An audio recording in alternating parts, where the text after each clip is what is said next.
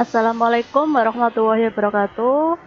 Selamat berjumpa kembali di mata pelajaran PPKN kelas 12 dengan materi bab kelima tentang dinamika persatuan dan kesatuan sebagai upaya menjaga dan mempertahankan NKRI. Ini merupakan bab terakhir di semester 1 ini. Untuk nanti semester 2 hanya tinggal 2 bab karena waktunya pun juga singkat. Maka untuk di materi semester 1 ini ada 5 bab dan ini materi terakhir di semester ini. Dalam materi bab 5, ini nanti kita akan membahas 3 subbab. Yang pertama tentang konsep negara kesatuan dan karakteristik NKRI. Yang kedua, dinamika persatuan dan kesatuan pada masa revolusi sampai sekarang, serta menumbuhkan persatuan dan kesatuan bangsa di kehidupan sehari-hari. Nah, menurut kalian, mengapa negara Indonesia itu disebut dengan negara kesatuan? Dan apa itu persatuan dan kesatuan? Ini yang akan kita bahas di pertemuan kali ini. Yang pertama, konsep negara kesatuan dan karakteristik NKRI. Persatuan. Persatuan itu merupakan berasal dari kata satu yang berarti utuh dan tidak terpecah belah. Arti lebih luasnya yaitu perkumpulan macam-macam corak dari berbagai kalangan, ras, budaya, agama, dan adat istiadat dalam masyarakat yang bersatu dengan serasi. Sedangkan kesatuan merupakan hasil persatuan yang telah menjadi utuh. Hal ini dilakukan untuk terhindar dari disintegrasi. Disintegrasi itu sama dengan perpecahan, maka persatuan ini sangat dibutuhkan di negara Indonesia. Karena kita tahu pada dasarnya negara Indonesia itu memiliki keberagaman budaya yang sangat banyak. Tidak hanya budayanya, adatnya, agamanya, bahasanya, ras, suku, etnik. Nah, dari perbedaan-perbedaan itu disatukan menjadi satu kesatuan yang utuh dan digunakan untuk dilakukan agar terhindar dari perpecahan atau disintegrasi. Pengertian negara kesatuan. Negara kesatuan itu bisa juga disebut dengan unitarisme, yaitu negara tunggal atau satu negara yang monosentris berpusat satu, yaitu di pemerintahan pusat. Dalam negara kesatuan hanya ada satu pemerintah, satu kepala negara, satu badan legislatif, atau kalau di Indonesia badan legislatif itu disebut dengan DPR, yang berlaku bagi seluruh wilayah. Dan negara kesatuan hakikatnya sesungguhnya adalah kedaulatan tidak terbagi-bagi, baik kedaulatan keluar maupun ke dalam negeri. Negara Indonesia yang berbentuk kesatuan ini terkandung di dalam Undang-Undang Negara Republik Indonesia tahun 1945, yakni pasal 1 ayat 1, yang menyatakan bahwa negara Indonesia adalah negara kesatuan. Ciri-ciri negara kesatuan, yakni kedaulatan negara mencakup ke dalam dan keluar yang ditangani oleh pemerintah pusat. Kemudian, negara hanya memiliki satu undang-undang dasar, hanya memiliki satu kepala negara, hanya memiliki satu Dewan Perwakilan Rakyat atau lembaga legislatif, dan hanya ada satu kebijakan yang menyangkut persoalan politik, ekonomi, sosial, budaya, serta pertahanan dan keamanan. Nah, negara kesatuan itu berbeda dengan negara serikat atau negara bagian. Jadi ada negara kesatuan, ada negara serikat. Kalau negara kesatuan, di dalam negara tidak ada negara lain. Hanya ada bentuknya tunggal, satu negara. Sedangkan kalau negara serikat atau negara bagian, di dalam negara ada negara lagi. Sepertinya contohnya di Amerika. Di dalamnya ada kepala negara, kemudian peraturannya juga lebih dari satu, kemudian parlemennya juga. Nah, ini negara serikat atau negara bagian yang membedakan dengan negara kesatuan. NKRI lahir dari rasa nasionalisme dan semangat kebangsaan.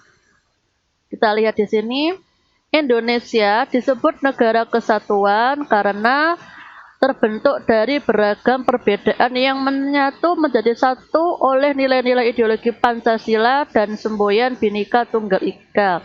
Tadi sudah dikatakan bahwa Indonesia memiliki keberagaman budaya yang tidak dimiliki negara lain, seperti kebudayaannya, adatnya, agamanya, suku, ras, bahasa. Perbedaan-perbedaan itu disatukan oleh nilai-nilai ideologi Pancasila. Jadi Pancasila itu selain sebagai ideologi juga sebagai pemersatu bangsa, yang mana bangsa Indonesia yang memiliki keberagaman tadi.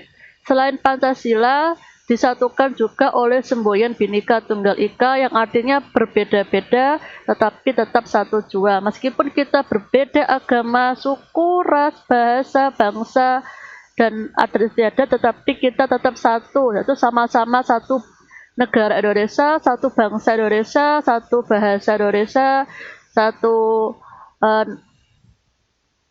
benderanya, dan lain sebagainya, satu ideologinya. Ini adalah pemersatu bangsa. Kemudian negara kesatuan Republik Indonesia, yakni negara merdeka dengan aneka corak keragaman dan warna-warni kebudayaan tadi yang tidak dimiliki oleh negara lain. Kesatuan wilayah dari Sabang sampai Merauke, Indonesia disebut negara kepulauan karena memiliki banyak beribu pulau. Terdiri atas berbagai suku, bahasa, agama, ras, dan adat istiadat yang berbeda. Karena terdiri atas banyak pulau, suku, bangsa, maka Indonesia menggunakan bentuk negara kesatuan. Karena jika kita bayangkan setiap wilayah memiliki daerah sendiri-sendiri, memiliki kebudayaan sendiri, adat istiadat sendiri, bahasa daerah sendiri. Jika semuanya memiliki keegoisan, tentu tidak akan menjadi negara yang besar seperti ini. Jadi bentuk negaranya adalah negara kesatuan. Dan perlu diingat pada waktu masa perjuangan kemerdekaan, semangat kebangsaan Indonesia telah tercermin dalam peristiwa Sumpah Pemuda pada tanggal 28 Oktober tahun 1998 yang mendorong bangsa Indonesia untuk melakukan proklamasi kemerdekaan dan membentuk NKRI. Ketika itu perbedaan-perbedaan diabaikan untuk mewujudkan tujuan yang sama, itu tujuan untuk sama-sama merdeka, karena kita sama-sama tidak ingin dijajah, semuanya harus sepakat bersama-sama untuk melawan penjajah dan merebut kemerdekaan. Fungsi Negara Kesatuan Republik Indonesia di sini ada 3. Yang pertama, melaksanakan penertiban law and order. Ditertibkan meskipun memiliki kepentingan sendiri-sendiri, kebudayaan sendiri-sendiri, tetapi semuanya harus saling menghargai, menghormati perbedaan, dan mengusahakan kesejahteraan dan kemakmuran rakyat serta pertahanan dan menegakkan keadilan. Meskipun kita berbeda-beda, tetapi kita harus taat kepada aturan yang dimiliki oleh negara kita. Ini fungsi dari Negara Kesatuan Republik Indonesia. Kemudian tujuan dari NKRI terdapat dalam pembukaan Undang-Undang tahun 1945, yakni alinea keempat. Mungkin di kelas sebelumnya kalian sudah tahu ini bahwa tujuan kita, jangan lupa, ada di dalam pembukaan Undang-Undang Dasar tahun 1945 alinea keempat. Ada 4. Jadi alinea keempat ada 4 yang kata kuncinya 3M1I. M yang pertama tujuannya melindungi segenap bangsa Indonesia dan seluruh tumpah darah Indonesia. Dan M yang kedua memajukan kesejahteraan umum. M yang ketiga mencerdaskan kehidupan bangsa. Dan yang keempat, I ikut melaksanakan ketertiban dunia menurut kemerdekaan, perdamaian abadi, dan keadilan sosial. Ini tujuan negara kita, jangan sampai lupa, ya ini ada di dalam pembukaan Undang-Undang Dasar tahun 1945 di alinea keempat dan ada 4 tujuan. Karakteristik Negara Kesatuan Republik Indonesia. Karakternya negara berbentuk kesatuan yang menerapkan sistem desentralisasi, terpusat, dan memiliki kewenangan kepada pemerintah daerah untuk mengurus rumah tangganya sendiri. Kemudian merupakan negara kepulauan terbesar di dunia, memiliki beragam suku, adat, agama, ras, bahasa, dan lain yang disebut dengan negara pluralis beragam. Memiliki ideologi Pancasila dan semboyan Bhinneka Tunggal Ika sebagai pemersatu bangsa yang beragam, serta memiliki kekayaan alam yang melimpah dan keindahan alam yang sangat mempesona. Yang hal ini merupakan kekayaan yang tidak dimiliki negara lain, sehingga waktu itu kita dijajah negara lain karena kekayaan alam yang kita miliki. Nah, kalau kalian lihat karakteristik negara kita bisa dilihat dari segi kewilayahan. Kalian bisa melihat negara Indonesia dari Sabang sampai Merauke terdiri dari berbagai pulau-pulau besar maupun pulau-pulau kecil yang menjadi satu kesatuan, yang memiliki keberagaman yang sendiri-sendiri, budaya sendiri-sendiri, kekayaan alamnya sendiri-sendiri yang tidak dimiliki oleh negara lain. Karakteristik ini bisa dilihat pada pasal 25A Undang-Undang Dasar Negara Republik Indonesia tahun 1945 yang berbunyi, Negara Kesatuan Republik Indonesia adalah sebuah negara kepulauan yang berciri Nusantara dengan wilayah yang batas-batas dan hak-haknya ditetapkan dengan undang-undang. Nah, lihat di sini, Indonesia tentu terkenal dengan negara kepulauan dan keindahan alamnya yang begitu mempesona. Kemudian Indonesia memiliki suku terbanyak di dunia. Menurut Badan Pusat Statistik BPS tahun 2010, Indonesia memiliki sekitar 1.340 suku bangsa. Nah, sangat banyak sekali. Tiap suku bangsa tentunya memiliki kepentingan sendiri, ideologi sendiri, tetapi semuanya harus bersatu untuk negara kita, yaitu ideologi Pancasila dengan semboyan Bhinneka Tunggal Ika. Kelebihan negara Kesatuan Republik Indonesia yang tidak dimiliki oleh negara lain ada 5. Yang pertama, merupakan negara maritim terbesar di dunia, memiliki suku bangsa terbanyak di dunia, negara muslim terbesar di dunia, memiliki kekayaan alam terbesar di dunia, dan kekayaan hewan di Indonesia yang sangat beragam.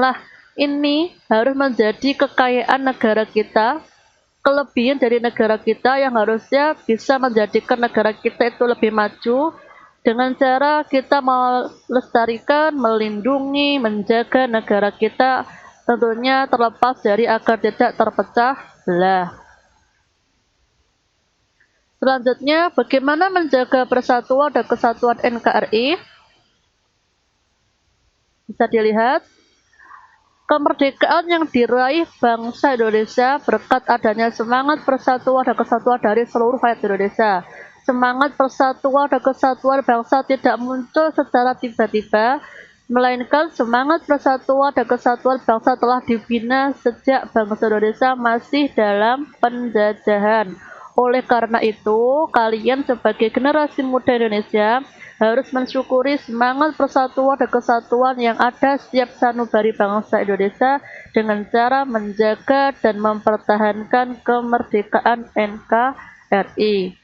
Ya, karena pada waktu itu kita aja yang berbeda-beda bisa bersatu, berjuang, bisa melawan penjajah, dan sekarang kita sudah menjadi negara yang bersatu, tentu jangan mudah untuk terpecah belah atau disintegrasi.